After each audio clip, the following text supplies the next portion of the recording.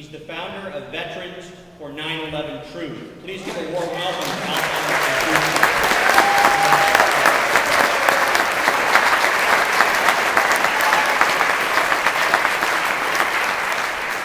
Good evening, and thanks for the warm welcome. My name is Alfons. I'm a Vietnam veteran and the founder of Veterans for 9/11 Truth. And we advocate an independent investigation into the events surrounding 9/11. Our mission is called Operation Vigilant Truth. As veterans, we have taken an oath.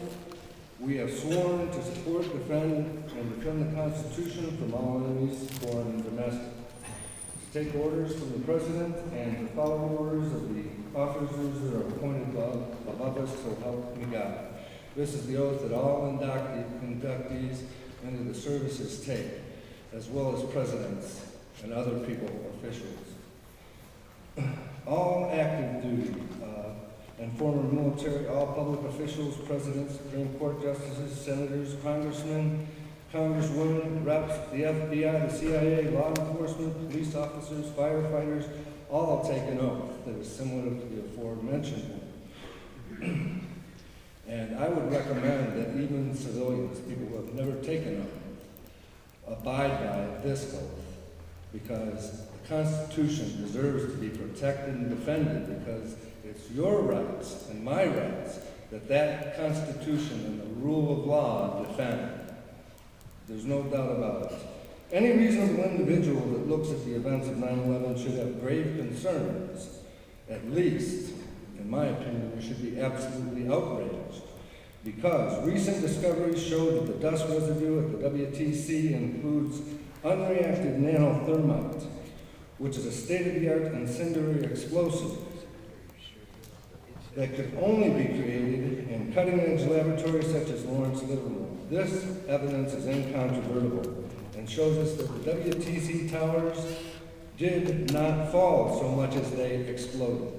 90% of the building's mass was pulverized into particles under 100 microns in size, and that took place in 10 seconds.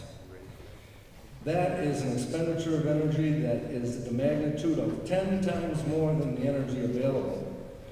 This is a physical impossibility without the use of explosives or some other source of energy.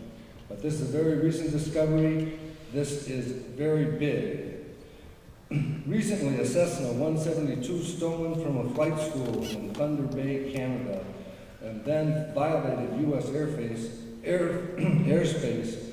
Two F-16 fighter jets intercepted that plane in 20 minutes. On 9/11, no such intercepts took place, even though hijacked aircraft were allowed to fly in U.S. airspace for up to over an hour. On and just prior to 9/11, there was criminal insider trading where stock in American and United Airlines were sold short, indicating prior knowledge of the attacks right down to the point of knowing which airlines would be involved. At about 5:30 p.m. on 9/11/2001, a 47-story skyscraper collapsed. That was WTC-7, which fell with near perfect symmetry at near free-fall velocity. No plane hit this building. The 9/11 Commission mentioned this unprecedented building collapse in their report with nothing more than a footnote.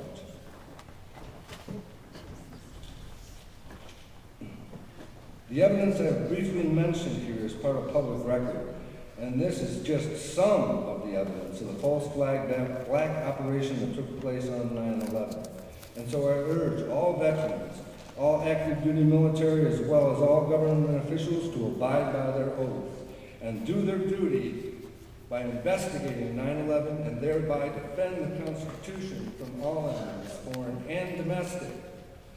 I close by recalling the words of General Douglas MacArthur, quote, "No man is entitled to the blessings of freedom unless he be vigilant in its preservation," close quote. I'd also like to quote a highly decorated Marine Corps General, General Smedley Butler, quote, "War is a racket," close quote.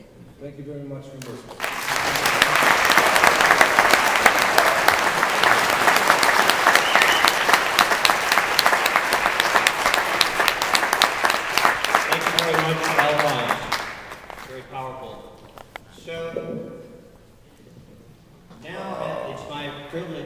introduce Thank you. Mary Elizabeth Moore of the Boston University School of Theology. I just wanted to say a little bit. Of course, the most famous graduate of the School of Theology and perhaps of Boston University ever was Dr. Martin Luther King. And everyone knows Dr. King was a very, very powerful orator. He was a great civil rights leader. What maybe not everyone knew is that several years after the Civil Rights Bill was passed, so I think civil rights was 64, and then the Vietnam War started to heat up. And of course, Lyndon Johnson had been the one that signed that Civil Rights Act. He got it done, and this was Lyndon's war. And Martin decided to speak up and speak up very early against the war, even though some